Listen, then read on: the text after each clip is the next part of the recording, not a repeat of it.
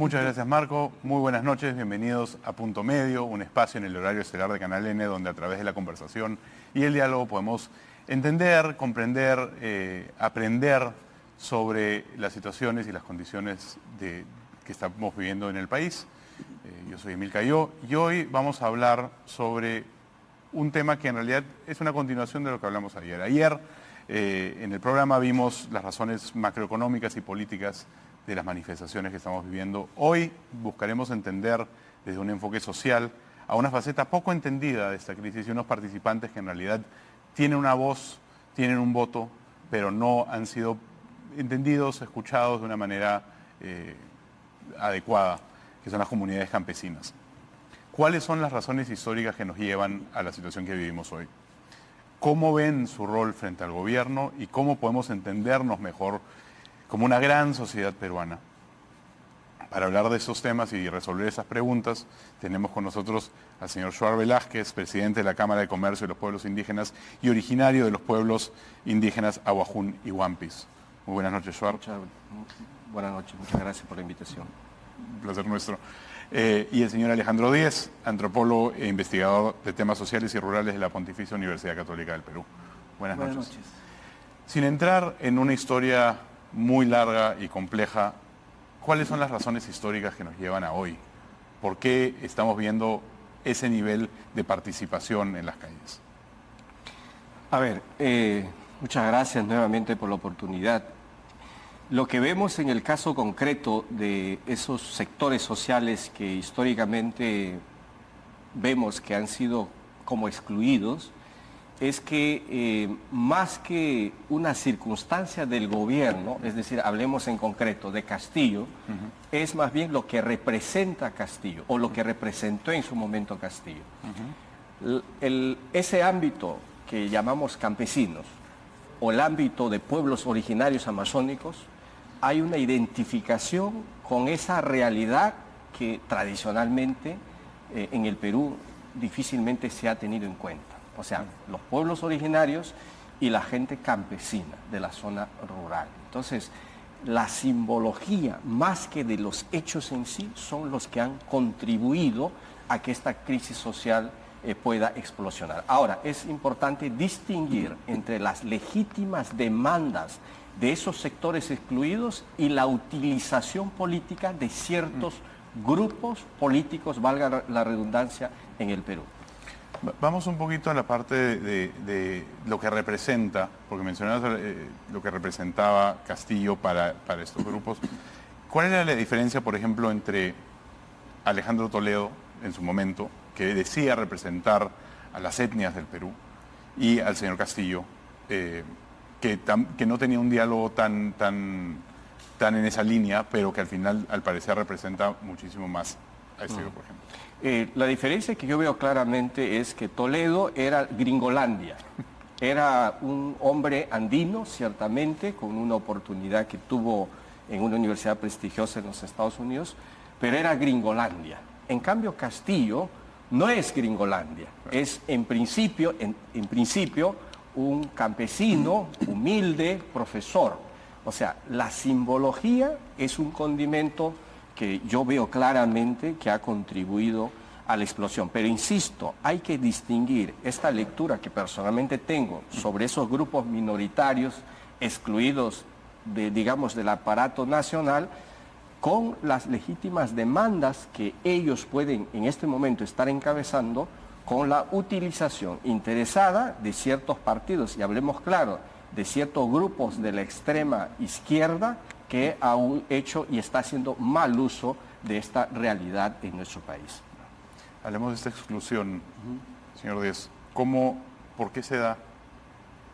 Bueno, hay varios tipos de exclusión. Y yo creo, vamos a decir, coincido en que hay, vamos a decir, cierto grado de manipulación, pero también creo que hay, vamos a llamarlo así, agencia política. O sea, yo sí creo que hace ya, no sé, pues 30 y tantos años, casi 40 años, ¿no? Todas estas poblaciones que son, vamos a decir, económica, histórica, racialmente excluidas, tienen participación electoral, ¿no? Esa participación electoral es importante, una voz política que ha hecho que la representación política que vamos a decir así, en los años 70, antes de la reforma agraria, era mixti, ¿no? Era de los blancos, de la gente con dinero, de los indígenas amazónicos prácticamente no representados en absoluto. Claro, no parecían, no estaban en el radar. Ha habido un proceso paulatino, vamos a decir así, de apropiación del espacio político en las zonas locales, ¿no? Entonces tenemos alcaldes en buena parte de que son, vamos a decir, hijos, nietos de campesinos, ¿no? Pero que han logrado ciertos niveles de educación, se han hecho primaria, secundaria, universidad, ¿no? Y que tienen también su propia voz, su propia agencia política, ¿no? Entonces, y representan, vamos a ver, el grueso de lo que la población que se moviliza ahora, ¿no? O sea, y que tienen su propia lógica. O sea, por un lado, ella está, vamos a decir así, larga historia de exclusión, ¿no? Y una conciencia de insuficiente participación en el desarrollo del país. Y eso se da porque, o sea, esa exclusión que menciona, porque lo venimos diciendo, ocurre por una manera no es una autoexclusión, o sea, porque no se identifican, hay una falta de identificación con el sistema actual y un bajo nivel de participación. Obviamente hay una parte en que el sistema tiene que traerlos, pero no hay una identificación en ningún momento del proceso. ¿O sí? No, a ver, lo que yo percibo, además de esta simbología que puede haber representado en su momento más y que ahora también sigue representando el expresidente Castillo, es más esta especie de que yo no formo parte del Estado-Nación. Esto es una realidad y Lima tiene que saberlo y los partidos tradicionales comunes tienen que saberlo. Hay un grueso de la población, amazónicos, aymaras, quechuas y otros grupos que no se sienten parte del esquema del Estado-Nación. ¿De cuánta gente estamos hablando en números? Simplemente para poder tener una perspectiva de cuánta gente estamos hablando. Entre 5 a 10 millones, posiblemente, entre la selva y la zona andina. O sea, un tercio del cálculo país. muy general. Estamos hablando. Pero ojo, si bien es cierto, a nivel quizás de números, no son, bueno, 10 millones es razonable, poco. pero si comparamos con el grueso de la población, con el grupo mayoritario, aquí lo que hay que conversar y tratar es cuáles son esas reformas, no solo políticas, sino también económicas y sociales que hay que hacer para que ese segmento, que para mí son las raíces de nuestro país, formen parte o se sientan parte de un Estado-nación. Ahora, el Estado-nación, producto del liberalismo y del siglo XIX específicamente, hoy en día está en tela de juicio. ¿Por qué? Porque no refleja esta pluralidad de inquietudes de un país como el Perú. Entonces, ¿qué hay que hacer? Hay que hacer las reformas, hay que adecuar al tiempo actual las demandas de esos sectores sociales. Yo he hablado de un tema claro, he puesto sobre la mesa, la utilización. Es verdad, aquí la extrema izquierda ha estado usando a los pueblos originarios también. Pero ojo, la derecha tampoco se salva. La derecha es culpable de vivir una especie de, no sé si llamarlo Torre de Marfil, o una especie de un mundo aparte, sin diálogo con el resto del país, gozando de sus privilegios y sus riquezas. Ustedes y acá todos conocemos un libro famoso, Historia de la Corrupción en el Perú. Es un trípode, y usted lo debe saber. Poder judicial, el sector privado y el aparato político son los que han generado desde el inicio de la República la corrupción en el Perú. Yo, que vengo de un pueblo ancestral, que es Ahuajún, no acepto eso. Yo no formo parte de ese Estado-Nación. Entonces, ¿qué hay que hacer? Hay que hacer las reformas. Yo creo que ni la derecha ni la izquierda tienen la solución en el siglo XXI de las grandes demandas de este país. ¿Y cuáles son esas grandes demandas? Por ejemplo, para el caso de los pueblos ancestrales amazónicos, una bancada indígena en el nuevo Congreso. Y a nivel económico, una reforma para que, por ejemplo, los pueblos originarios, ¿por qué no participan en la explotación de los grandes proyectos mineros, petroleros, gasíferos, turísticos A ver, yo estoy cansado. Yo impulso la Cámara de Comercio de los Pueblos Amazónicos hace ya más de 10 años, cuando se tiene esa visión de aquí y el indígena acá. Estoy cansado de eso. Y esto, en las reformas que hay que hacer, tienen que incluirse que a nivel económico los pueblos ancestrales son y somos iguales. Y por lo tanto, la riqueza tenemos que gozarlas en igualdad de condiciones. Ayer hablábamos de dos mundos, de un mundo formal y un mundo informal. Ahora podemos hablar también de dos mundos, un mundo que es el mundo ancestral, o el mundo en donde vive un tercio del país, y el mundo que tiene el sistema que vemos nosotros, Congreso, Poder Judicial, etcétera. Si me permites, sí, te corto un poco. O sea, yo creo que pensar que hay dos mundos es un error. Okay. Hay un solo mundo. Correcto. Estamos todos en ese mundo. O sea, las versiones indígenas, hay muchas maneras de ver, él lo podría explicar, hay muchos mundos, etcétera. Pero en este mundo político, en este país, hay un solo mundo. En ese mundo estamos todos. La gente pero no hay blanca de participación. Lima, la gente de las regiones, la gente indígena, la gente campesina, pero no tenemos, vamos a decir así, el mismo estatus real. O los mismos vasos comunicantes que podrían facilitar la construcción de una sociedad realmente inclusiva. O sea, no solo no existen vasos comunicantes, sino que hay una estructura que impide los vasos comunicantes. En ambos lados. En todos los lados. Claro. O sea, yo conozco la sierra como conozco la selva, como conozco Lima. Claro. ¿No? Y a mí me parece que, a ver, por ejemplo, usted ha preguntado qué reformas. Yo he hablado de dos reformas. La reforma política, que hay que hacerla, la reforma económica, que hay que hacerla, pero también la reforma social, ¿no? ¿Y qué es eso de reforma social? O sea, usted que viene de una universidad como la Católica y es de ciencias sociales debe conocer la importancia de mirarnos como ciudadanos. O sea, pero ¿cómo se construye esto? Es un proceso, pero tenemos que dar los pasos. Y los pasos tienen que ir en la ruta de que, ok, el sistema que viene funcionando en nuestro país es un sistema excluyente, es un sistema que no dialoga, es un sistema que no incluye. ¿Qué hay que hacer? Cambios, ¿no? Claro. Cambios para que esa gran parte o buena parte del país participe. Y no solo participar, ven tú que vienes de Puno o de Cusco, ven aquí y siéntate. No. Participación en los hechos. ¿Qué significa? Bancada indígena, desarrollo económico de los pueblos ancestrales en igualdad de condiciones, reforma social para que la educación, por ejemplo, el EIB tiene que ser fortalecida, la educación intercultural bilingüe. ¿Por qué? Porque esta es la forma como los pueblos originarios, por ejemplo, fortalecemos nuestra manera de ser y estar en el mundo. Entonces, esto que estamos hablando, por ejemplo, no está en las agendas de la derecha ni en la izquierda. Ni en las agendas de la izquierda tampoco. No. Está en las agendas de ese grupo, de ese segmento andino o amazónico, que con derecho histórico dicen, queremos esto. Y que buscan representación por no ser representados por años, sino sí. Y que buscan una lógica distinta de ciudadanía, digamos así, porque ahorita la ciudadanía parece reducirse a que van y votan, ¿no? Y no todos votan. La democracia es el voto. Exactamente, pero no. Entonces, en el mundo global del siglo XXI hay múltiples formas de participación. Entonces, los pueblos indígenas piden, y yo creo que con razón, una voz diferente en el espacio de control del Estado. Entonces, lo que están pidiendo es para comprar más Estado, no es que estén en contra del Estado.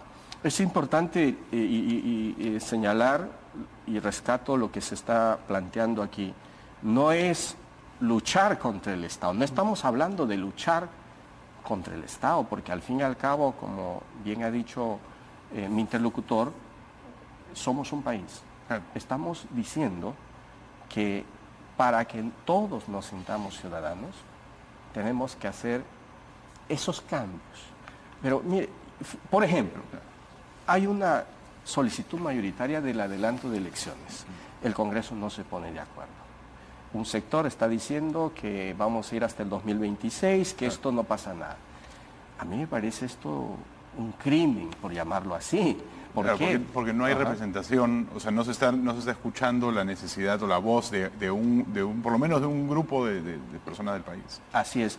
Y Y aquí también hay que poner sobre la mesa las famosas etiquetas, ¿no? Ya porque reclamo mis derechos, tú eres antiminero, antipetrolero, eres terrorista, etcétera, etcétera. Esas cosas es parte del show de repente y del escenario del momento, pero eso no contribuye a construir ciudadanía, ¿no? Hablemos, sí, de acuerdo, y tomamos la primera demanda, la de la bancada indígena, que hablábamos en la antesala de que es difícil porque tendrías que construir dentro de un sistema que no es exactamente muy fácil de acceder. ¿Por qué no se ha dado esa reforma antes desde el punto de vista social, rural? Es que hay una discusión sobre la propia naturaleza del Estado. Yeah. O sea, el Perú se declara como un Estado unitario y el primer artículo de la Constitución dice que el individuo es el ser supremo de la sociedad. Entonces, estados vecinos, ¿no? Ecuador, Colombia, Bolivia, se declaran estados plurinacionales, multiétnicos, etcétera. Entonces, nosotros también somos un Estado multinacional. Pero en nuestra Constitución no. En nuestra Constitución somos un Estado unitario. Así es, eso dice la Carta Magna y eso es un problema, porque precisamente esos grupos étnicos no se ven reflejados, ¿no? Sí. Entonces hay formas distintas, entonces la forma de participación es participación ciudadana y en todo caso existe algo que se llama la cuota indígena, que dice que en unas zonas tiene que haber un porcentaje de indígenas. Pero eso es un engañamuchachos. Es un saludo a la bandera. Eso es un engañamuchachos. Porque en realidad pones el último puesto de la lista, basta de puesto indígena y al final hay reparto y ley de cuotas y esa gente no sale elegida nunca. No llega, no es el 1, el 2, el 3, es el 130. ¿No? O en las listas para regidores lo mismo, o sea, no terminan siendo elegidos, ¿no? Entonces, y en todo caso no van realmente por indígenas, van como ciudadanos peruanos, lo cual no tendría que ser malo en sí. El tema es que el sistema en sí hace que termine siendo subrepresentado. Entonces, ¿cómo conciben las comunidades un sistema democrático, entre comillas, que no los representa, que no los incluye? ¿Cuál es la percepción de la comunidad en sí? O sea, hay otras formas de participación. O sea, el hecho de que no haya un espacio, vamos a decir, formal para la participación indígena, no quiere decir que algunos indígenas no lleguen a algunos puestos de gobierno, ¿no? Pero llegan por los votos de la mayoría. En la zona de Guajún, cuando ha sido mayoría absoluta, ganan, ¿no? En zona de Puno, buena parte de los alcaldes rurales son aymaras, ¿no? O sea, pero el mismo sistema los limita. Por regla de participación, y tiene que ver con las formas como se organiza el Estado y cómo le pone ciertos candados, digamos, a el gasto público, que tienen su razón de ser, ¿no? Pero que también limitan, ¿no? Entonces, qué sé yo, un tema interesante fue cuando el caso famoso de Idave hace varios años, ¿no? Que era un momento en el que había en el fondo una disputa de cómo se reparten los recursos municipales, ¿no? Claro. Desde lógicas más de un alcalde que repartía recursos a un alcalde que quiso hacer, ¿no?, reuniones participativas, como decía la ley, ¿no? Claro, entonces el sistema como que no cuaja la realidad de organización de la comunidad. Ese es el manejo, vamos a decir, del Estado. Hay una serie de otras limitaciones que tienen que ver, por ejemplo, con la participación de la riqueza local, ¿no? Lo que mencionaba, qué sé yo, la ley de canon le da los fondos a los municipios, pero también de manera muy restrictiva, ¿no? Entonces, y hay un reclamo de las comunidades para participar en los beneficios, por ejemplo, que están en el subsuelo del espacio local, ¿no? Y necesidades que no están siendo y hay cumplidas. Una larga brecha de necesidades básicas insatisfechas, ¿no?, que la gente reclama, y con razón. O sea, y estamos hablando de cosas básicas como salud, educación, seguridad, etcétera. Entonces, teniendo todas estas, por un lado teniendo las limitaciones estructurales y por el otro lado teniendo las grandes necesidades, ¿por qué ahora? ¿Por qué en este momento? ¿Es porque Castillo trajo esa simbología? ¿Por qué no salieron a marchar antes, por ponerlo así? No es por Castillo. O sea, está claro que Castillo tiene denuncias de corrupción. Por supuesto. Y así seas de izquierda, de derecha o de centro. Si robas, tienes que pagar por eso. Porque no le estás robando a un grupo de personas, estás robándole al Estado, a la sociedad peruana. A la comunidad también. Claro, o sea, a todos. Entonces, no es un tema por Castillo, sino lo que simbolizaba Castillo. Y en el caso de las comunidades campesinas y las comunidades nativas, es esa simbología lo que ha motivado. Ahora, de ahí que algunos partidos y algunas personas estén tratando de cosechar sus propios frutos, eso es real. ¿no? Esto ya lo he mencionado. Pero el tema de fondo es cómo el Perú, con 200 años de independencia, realmente responde a las demandas de sus ciudadanos. A ver, hablemos. La constitución política ahorita está siendo cuestionada. Si hay que reformarla, hay que reformarla. Si hay posibilidad de cambiarla, se puede cambiar. O sea, no hay que tener miedo al cambio. Aquí el reto principal es cómo construimos una sociedad que realmente represente a la mayoría de los peruanos. Se ha hablado de Ecuador y de Bolivia. La constitución boliviana habla de un Estado pluricultural. El Estado ecuatoriano habla de un Estado multicultural. No estoy diciendo que el Perú apunte al multiculturalismo. Lo que estoy diciendo es que si hay que hacer cambios no hay que temer.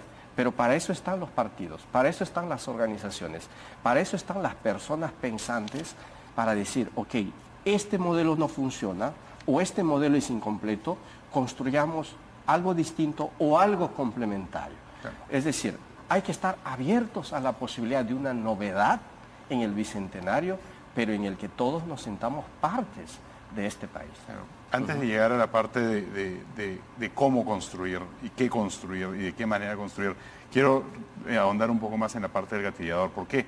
Porque desde ahora se ve como que esto de repente ha abierto una serie de necesidades y demandas importantes que antes no se veían en la capital y no se veían en la costa. Entonces, ¿cuál fue el gatillador? ¿Fue el discurso del expresidente Castillo? ¿Fue las llamadas, las demandas, la pandemia que se presentó? ¿Qué gatilló la situación que vivimos el día de hoy? Yo creo que ha sido como el gobierno de Castillo, más allá de cómo terminó, ¿no?, levantó mucho las expectativas de la población. La gente creyó que teniendo a alguien, no sé, como nosotros, ¿no?, podían pasar cosas que no pasaban antes, podía hacerse un Estado que realmente no solo los representara y, vamos a decir, funcionara para la población más excluida, ¿no? Y no fue así. Y de hecho, los tiempos veías que había estos consejos de ministros descentralizados y ministros de la gente, y había muchos problemas en el corredor minero del sur, etcétera. Entonces, había una expectativa creciente que no era satisfecha. Y era una expectativa creciente que además hubo una satisfacción básica y primaria con que hubieran estos consejos de ministros en que llegaban y por lo menos había algo. Al contrario, bueno, eso terminaba acrecentando la expectativa y al final no había tampoco, porque esos promesas. Más promesas. Entonces, claro. Pero lo que pasa después, yo sí creo que es también una actitud política, más allá de que te diga que haya susadores. Es decir, la gente sintió que al final lo que ha pasado es una especie de estafa política. O sea, votas por un partido que gana y luego pones a una vicepresidenta que hace justamente lo contrario. Pero era parte del partido que ganaba. Pero es que no se trata solamente que fuera parte del partido, porque ser parte del partido y el tema es para quién gobiernas, ¿no? Entonces, en realidad, lo que pasa fue que terminó claramente gobernando de una línea completamente distinta a la que trató, entre comillas, de desarrollar el presidente. Entonces son demandas insatisfechas que se han venido acumulando a lo largo de los años y que ahora, habiendo habido la posibilidad de cumplirlas, fueron más promesas, entonces reventó todo. Bueno, el tema fue que además reventó en su momento y lo que terminó de incrementar la movilización fue la represión. Es decir, los muertos que hubo primero, el Puno, de Ayacucho, en otras regiones del Perú, eso es realmente inadmisible. O sea, y sobre todo, después de los primeros, uno dice, bueno, uno podría haber pensado que había una posibilidad, no, pero luego se vuelve en lo mismo, ¿no? Entonces, y eso realmente fue chocante para las poblaciones rurales, para las poblaciones urbanas también, o sea, ¿por qué? Claro, pero ¿cómo lo toman los pueblos rurales? ¿Cómo reciben eso? Lo toman como una agresión, o sea, una agresión que no ha sido satisfecha, o sea, al contrario, ¿no? Un acto más de desprecio, ¿no?, histórico, que no ha tenido ningún tipo de satisfacción, porque ni siquiera, perdón, o sea... Sí, efectivamente, para las comunidades andinas y amazónicas ha sido una especie de... O sea, ha habido esa necesidad de cambio, de sentirse parte, acumulado por muchos años. y que la respuesta sea la violencia, esto incrementado. O sea, ahorita en las zonas rurales vemos un descontento generalizado y esto no se ha resuelto. O sea, es como una energía que, si bien es cierto, poco a poco se está descongestionando, todavía esa energía está fuerte, ¿no? En algún momento puede explotar. Entonces, ¿qué es lo que se debería hacer? Yo creo que en vez de cerrarse y en vez de reaccionar como lo que se está haciendo, se debe abrir las puertas para generar esos vasos comunicantes que acabo de decir, con esos sectores que con legítimo derecho están exigiendo un espacio en la historia del Perú, un espacio en el Congreso, un espacio en el Poder Ejecutivo, un espacio en las actividades económicas. Hay que abrir esas ventanas, ¿no? ¿Hay interlocutores legítimos en ambos lados? Es decir, si la presidenta va, ¿se le reconocería como tal? ¿La presidenta reconocería a los líderes de los pueblos originarios? Eso está en cuestión, en todo caso es algo que se va a ir construyendo. ¿Por qué digo en cuestión? Después de lo que sucedió y la respuesta del Ejecutivo, hay una especie de malestar. Entonces hay partes en la Amazonía, por ejemplo, en el caso de esta región, que no reconocen o no aceptan a la presidenta como tal, ¿no? Esto no va a contribuir o no contribuiría mucho a esos cambios que se requieren. Sin embargo, y esos vasos de comunicantes que mencionaba al comienzo. Claro, no se van a poder dar, pero es algo en que el Ejecutivo, pienso, debe apostar más por crear esos puentes, por acercarse a esos sectores y decir, señores, ok, vivimos una etapa especial en nuestra historia, tenemos que construir una nueva manera de enfocar las cosas y pongámonos a trabajar. Ese es mi consejo, el Ejecutivo debería hacer eso, ¿no? Porque si no, la tensión todavía está, en algún momento puede explotar. ¿Por qué? Porque somos un país en proceso de construcción todavía, un país en el que todavía hay que trabajar más para que seamos más ciudadanos, ¿no? Eso es lo que yo percibo. Señor Díaz, en base a lo que el señor Velázquez decía ahora, usted que ha estudiado el tema, ¿ve esos líderes?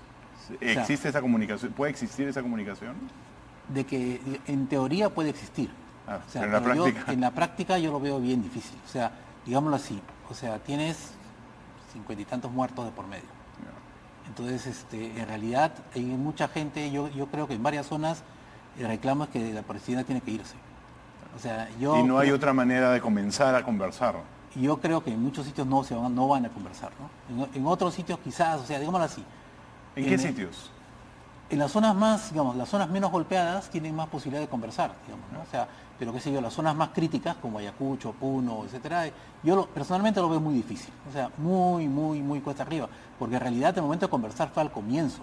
O sea, la presidenta tuvo su oportunidad antes del primer muerto, que en ese momento decían no querían a Dina, etcétera, pero mientras no había una represión, ella pudo haberse intentado acercarse, conversar, la gente habría estado dispuesta a conversar con ella en ese momento y habría sido, vamos a decir así, en el mundo ideal, eso ahora nos habría dado una tranquilidad impresionante, pero no. O sea, las movilizaciones primeras, que en realidad fueron asusadas, por lo que quieran, fueron reprimidas y ese fue un error político, social, además de ser un crimen, ¿no? Digamos que la presidenta decide ir a los pueblos. ¿Con quién se reúne? ¿Quién es el interlocutor válido? Porque gran parte de la pregunta es, ¿quiénes son los interlocutores? ¿Con quién habla la presidenta? ¿Con quién habla el resto, la sociedad para poder entender esos grupos y poder comenzar a conversar? Los vasos comunicantes existen, no directamente con el Ejecutivo. O sea, están los alcaldes locales, están los gobernadores regionales recién elegidos, hay espacios de comunicación entre ellos, digamos así, pero en este momento muchos gobernadores y alcaldes están más del lado de la movilización que del lado del gobierno central. Sí. En el caso de la Amazonía tenemos organizaciones locales, además de líderes, ¿no?, territoriales. O sea, por ejemplo, si usted va a la región Amazonas, hay Abajún y están sus organizaciones. Usted va a la selva central, están los Achanincas y están sus organizaciones, ¿no? Pero como bien se está mencionando, hay una especie de no sé si llamarlo un dolor, pero hay una especie de energías negativas que creo que en este momento va a ser un poco difícil retomar las cosas. Sin embargo, no hay que tenerle temor a entrar a esas zonas rurales y tender o buscar tender los puentes.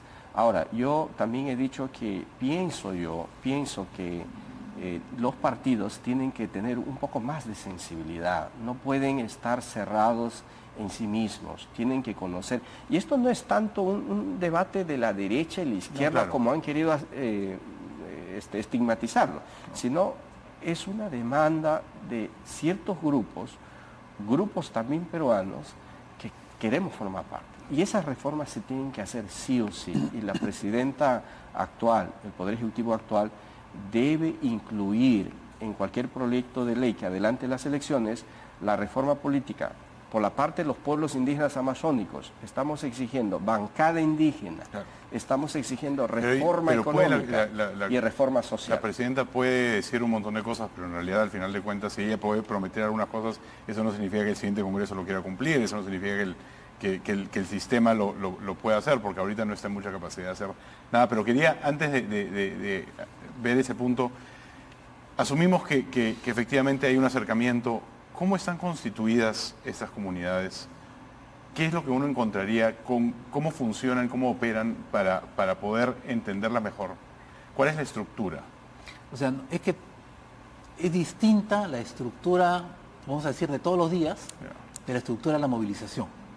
Okay. Entonces, la estructura de todos los días son comunidades campesinas, hay federaciones, hay municipalidades de centro poblado, hay que son de diferentes tamaños, más o menos articuladas entre sí, que se comunican para proyectos en conjunto, etc. En los contextos de movilización la cosa cambia. Entonces ahí tienes otro ¿Por qué cambian, tipo, perdón?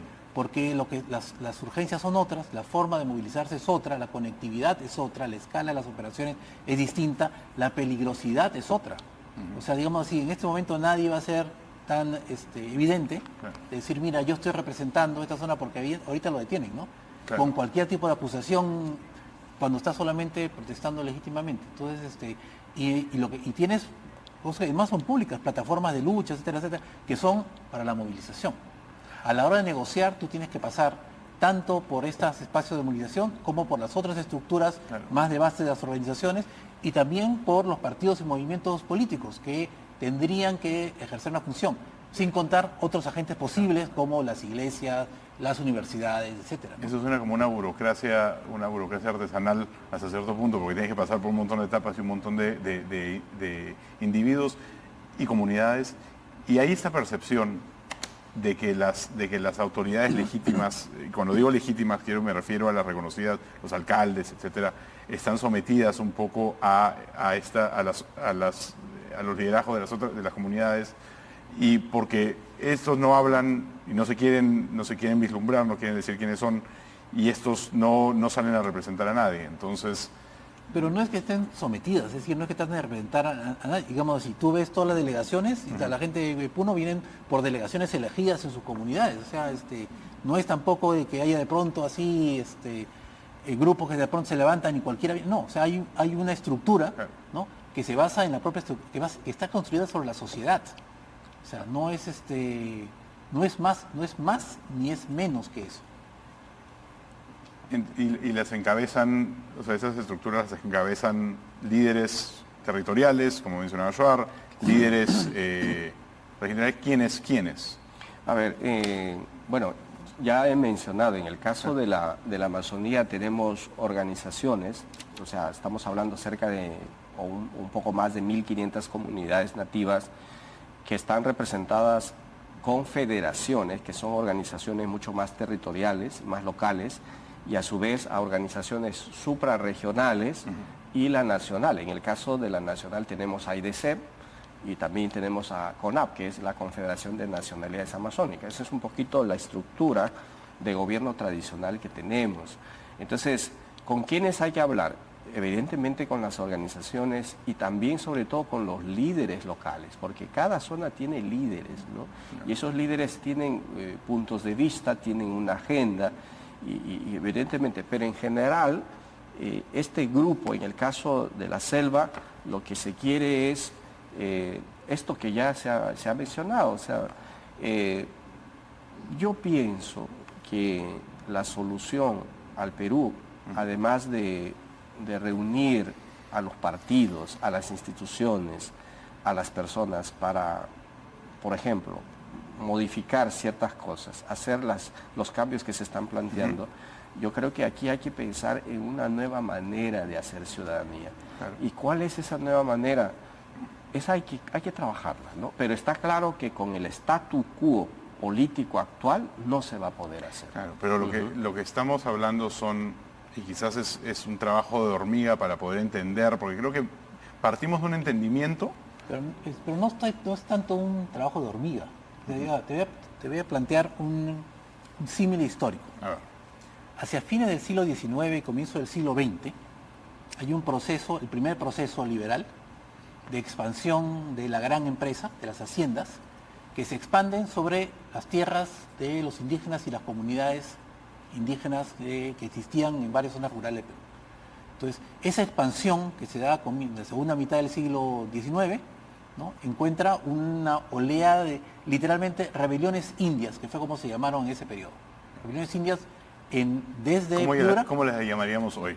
Desde Piura hasta, ahora llamadas movilizaciones campesinas. Claro. Entonces, desde Piura hasta Puno, toda la sierra, incluida la costa, ¿no? Entonces, eso planteaba que había un problema en la relación entre Estado y comunidad y pueblos indígenas que no existían. Ellos eran solo ciudadanos, no había ni siquiera el estatus indígena en el Perú. Entonces, y eso fue resuelto, vamos a decir así, con un cambio constitucional.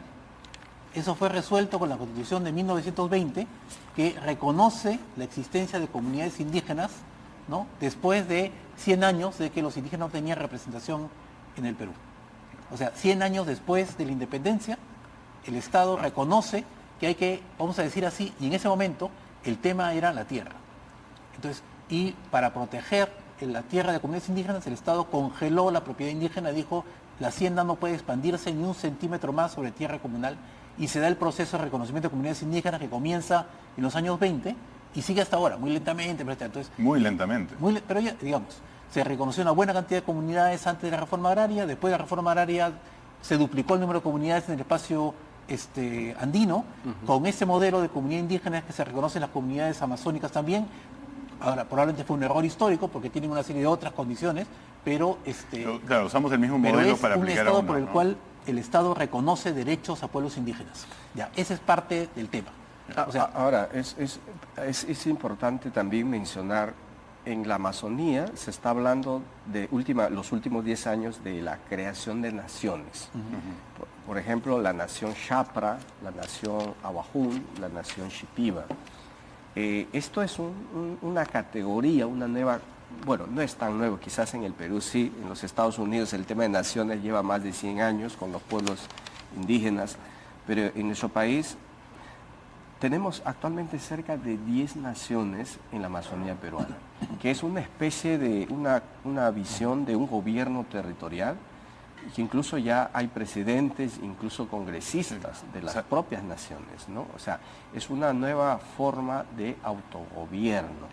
Y esto esto no tiene que ir contra el Estado, ni es contra el Estado, sino que es una autonomía propia de las comunidades para gestionar su cultura, su sociedad, su economía, su estructura política, ¿no? Esto se está dando. Vamos a ir a la pausa y regresamos justamente con ese tema de la autonomía y las naciones aquí en Punto Medio, en el horario estelar de Canal N. Quédense con nosotros y seguimos acá.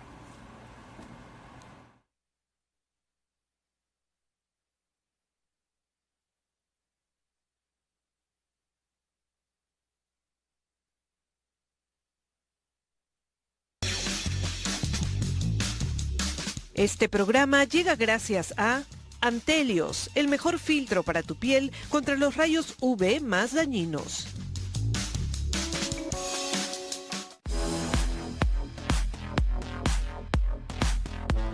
A nivel global, el melanoma representa aproximadamente el 1.5% de todos los casos de tumores en ambos sexos. El melanoma es el cáncer más agresivo y más mortal si es que no se detecta a tiempo. En el año 2020, en Perú, hubieron aproximadamente 4.462 casos nuevos de cáncer de piel y 777 muertes. Por eso es importante una detección temprana. El cáncer de piel está directamente relacionado con la exposición excesiva al sol. Este es el factor de riesgo más importante, junto al antecedente de haber tenido al menos 3 quemaduras solares durante el transcurso de toda nuestra vida. También es importante tener en cuenta la exposición a las cámaras de bronceado, que también pueden producir el cáncer de piel. El Perú es uno de los países con el índice de radiación ultravioleta más alto a nivel del mundo, alcanzando en la mayoría de los días el grado de extremadamente alto.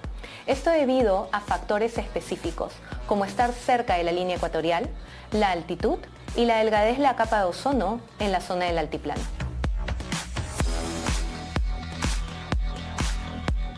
Porque es una línea muy completa que se adecúa a la necesidad de cada piel, tanto en niños como en adultos, y contiene filtros solares que cubren hasta la última brecha del espectro de radiación ultravioleta, generando una mayor protección para nuestra piel. Este programa llegó gracias a Antelios, el mejor filtro para tu piel contra los rayos UV más dañinos.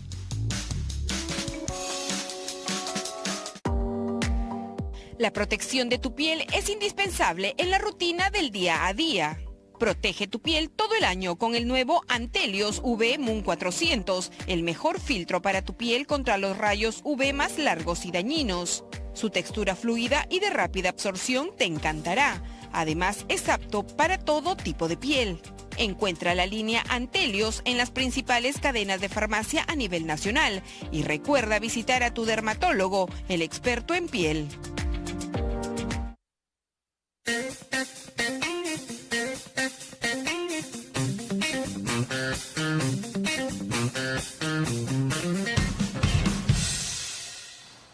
Bienvenidos de regreso a Punto Medio, soy Emil Cayó. El tema de hoy, el papel de las comunidades campesinas en las manifestaciones. Joar Velázquez, presidente de la Cámara de Comercio de los Pueblos Indígenas y originario de los pueblos indígenas Aguajún y Huampis, y Alejandro Díez, antropólogo e investigador de temas sociales y rurales de la Universidad Católica.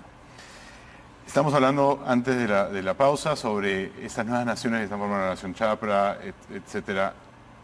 En el sur se está formando o se quiere formar esta nación. Se quiere formar una nueva nación.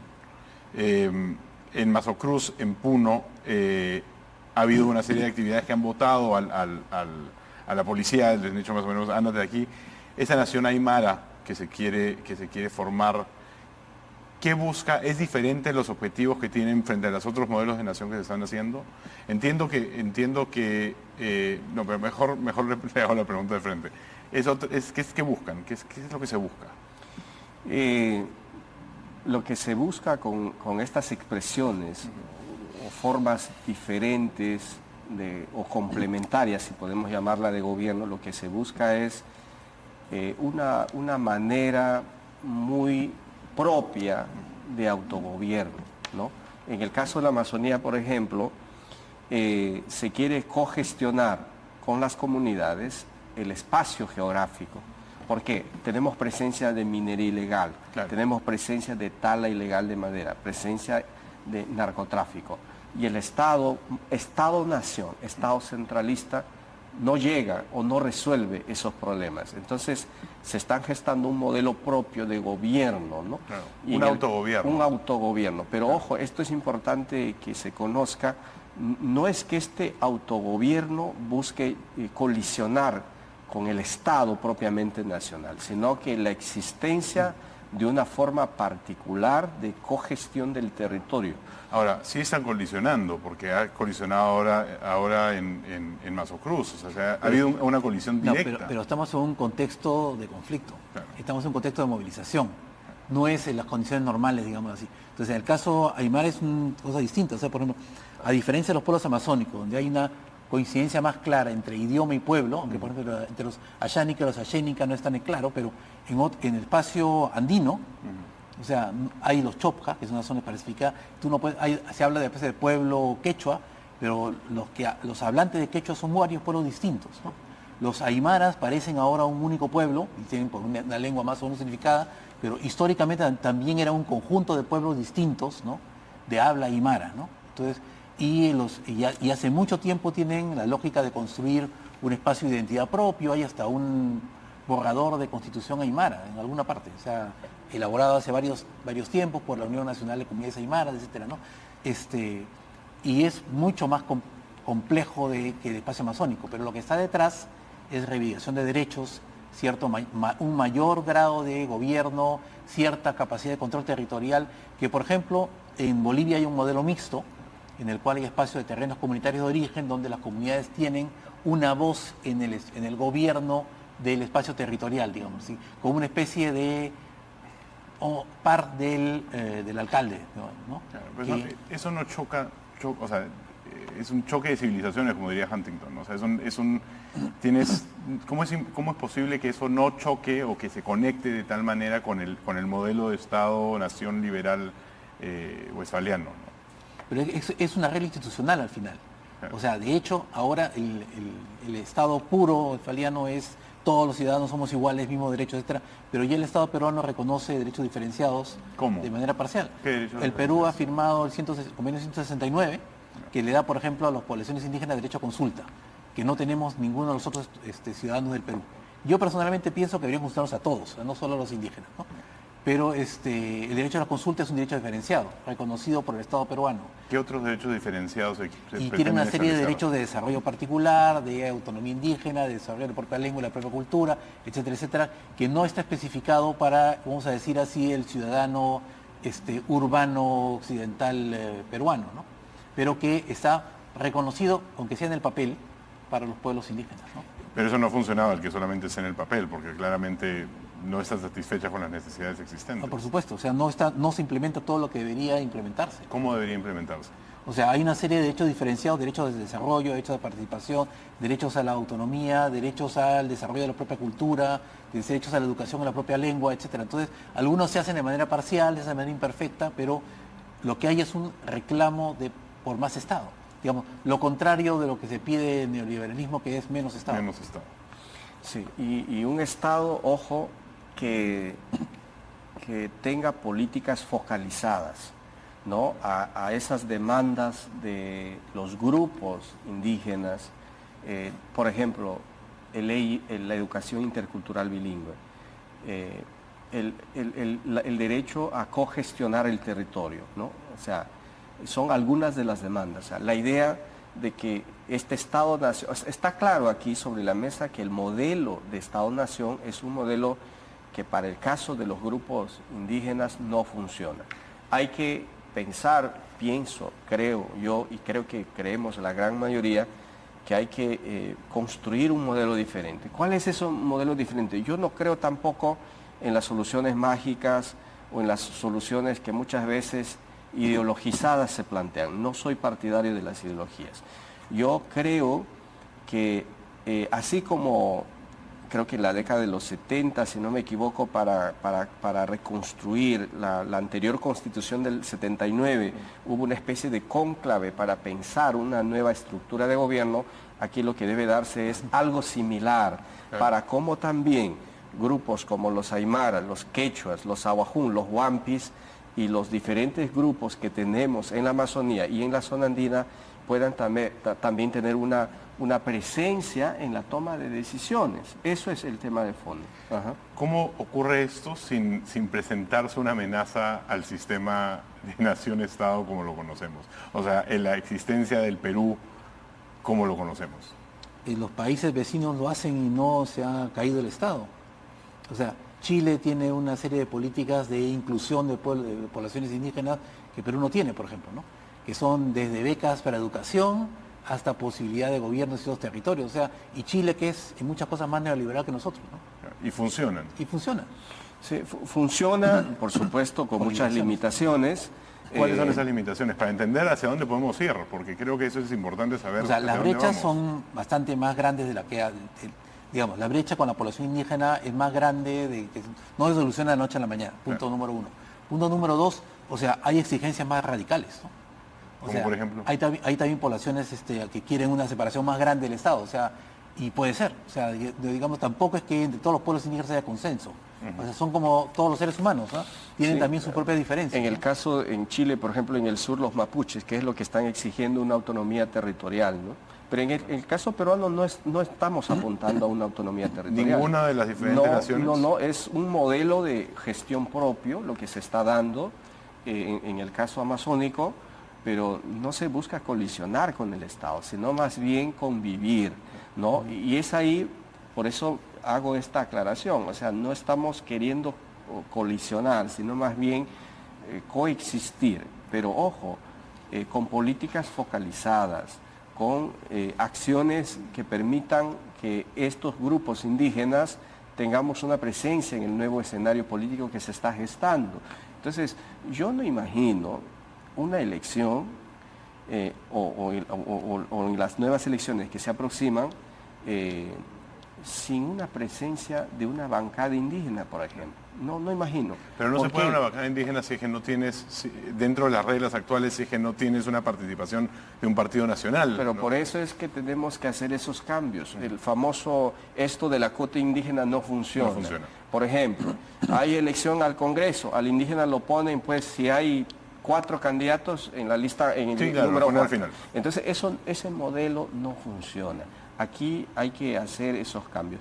Pero yo más bien pediría al Congreso, aunque creo que es mucho pedir, que abran las puertas para escuchar a ese sector que hoy día clama por esas reformas y, si es posible, creo en esa posibilidad de trabajar un modelo que nos permita esta participación, ¿no? Hablamos de otros países, hablamos de Chile y otros países de la región. ¿A dónde debería haber este Congreso o algún Congreso como buenos ejemplos de buenas prácticas para poder hacer esa inclusión? No, Colombia, Bolivia, Ecuador, Canadá, ¿no? Hay varios, Estados Unidos mismo, o sea... Sí, hay un tema, el 2014 yo estuve visitando Ecuador, por ejemplo, cuando el presidente Correa estaba en funciones, y algo que me llamó la atención es que en Ecuador se promovía la carrera de la diplomacia, pero para pueblos indígenas, ¿no? Por ejemplo, los diplomáticos son una especie de un mundo aparte, ¿no? Claro. Pero en Ecuador, en esos años, se promovía que grupos afroamericanos y también indígenas amazónicos participen y se formen en la carrera diplomática. Esa es una manera de cómo ir haciendo que esa minoría o esos grupos sociales vayan tomando, pues, no solo una voz, sino también un voto y una en las participación diferentes activa esferas. claro. Por ejemplo, en esto de las reformas también nosotros estamos planteando, por ejemplo, que exista la carrera pública hacia grupos minoritarios, ¿no? Pero si no hay carrera pública para grupos mayoritarios tampoco No, vamos a dejar, claro nos va a demorar un montón. ¿Cómo que no hay carrera? Por supuesto. ¿A quiénes se les privilegia en la función pública? No vemos muy pocos indígenas en la función pública de mediano y alto nivel. Esto se debería promocionar. Esa es una forma también de hacer que participen en ese Estado, ¿no? Pero bajo los cánones actuales está claro que esto no se va a dar. Es por eso que es importante hacer estas transformaciones. Y regresamos a esa pregunta clave, ¿no? ¿Cómo podemos entendernos mejor como una gran sociedad peruana? ¿Podemos? ¿Hay la posibilidad? Deberíamos. Claro. O sea, deberíamos poder. Claro. Yo creo que sí, o sea, y tiene que ver con la propia comprensión, que sí, el nivel de racismo que se escucha estos días es espeluznante, o sea, que es no reconocer en qué país están, ¿no?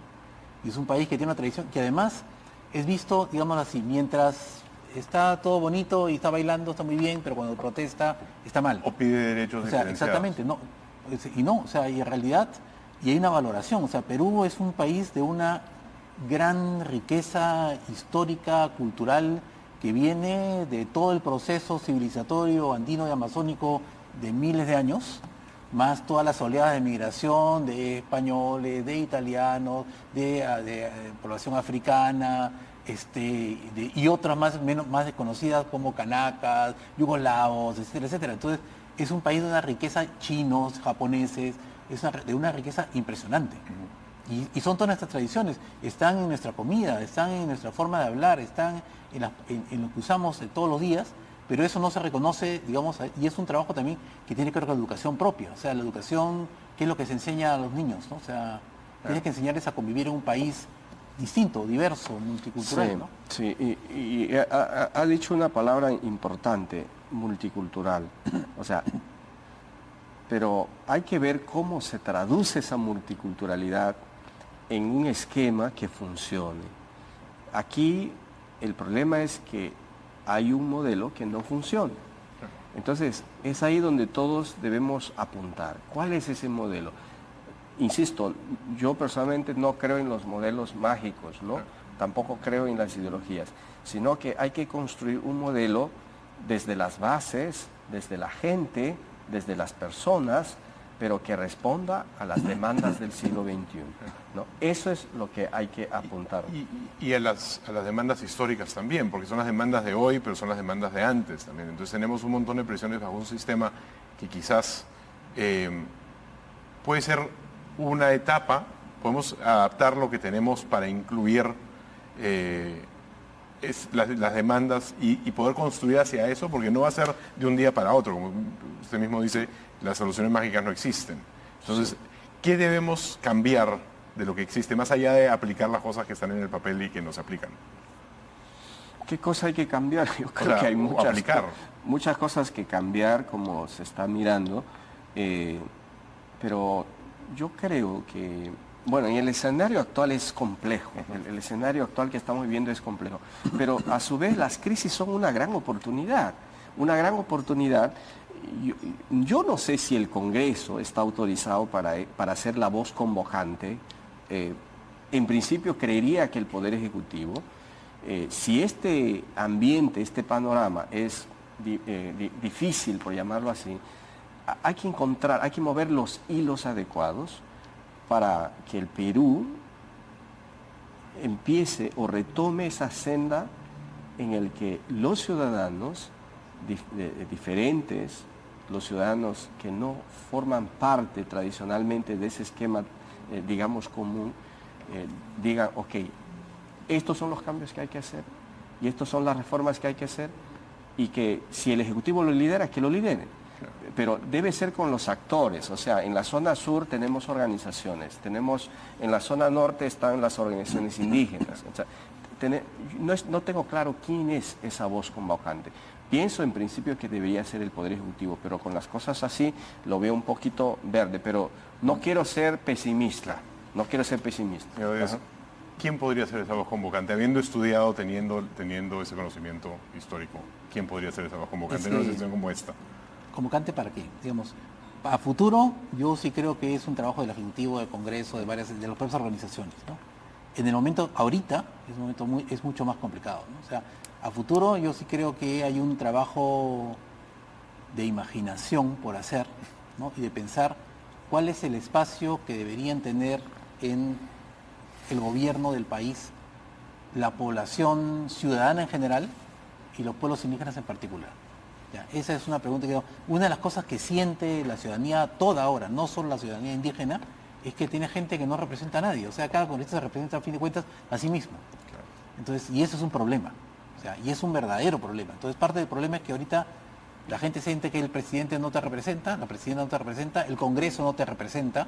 ¿Quién te representa? Comenzamos con representatividad, construimos sociedad, entendemos el rol de las diferentes partes y reconocemos las comunidades por cómo se arman, por cómo se entienden, por cómo se hablan. Quizás ese es un primer paso necesario para realmente poder reconocernos el uno al otro, no tan solo como costeño versus lo que sea, sino como peruanos estando aquí en este gran experimento social, multilingüe, pluricultural. Les agradezco muchísimo a los dos, ya estamos fuera de tiempo, pero les agradezco muchísimo a los dos el tiempo, la disponibilidad, el conocimiento que traen a la mesa. Creo que esa es una de muchas conversaciones que tenemos que tener como sociedad, como país, para poder realmente construir nación. Construir no tan solo una nación, sino una nación-estado que nos pueda acoger y crecer a todos. Pero creo que ese es un buen comienzo. Les agradezco muchísimo a los dos. Esto ha sido Punto Medio por el día de hoy. Yo he sido Emil Cayó. El día de mañana nos vemos. Muy buenas noches. Los dejo con Melissa Pesquera en Hora 11. Muy buenas noches.